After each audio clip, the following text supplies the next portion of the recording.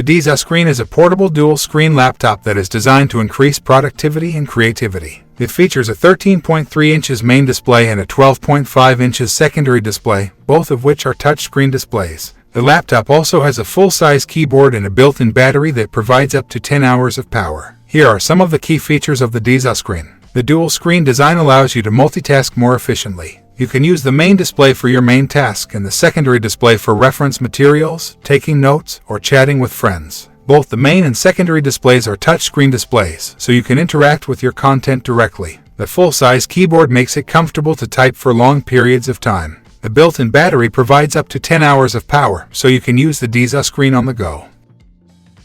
Here are some of the pros and cons of the portable dual-screen laptop with keyboard. Pros: increases productivity and creativity. Dual screen design for multitasking. Touchscreen displays. Full-size keyboard. Long battery life. Cons: expensive. Can be bulky to carry. Battery life may not be as long as advertised.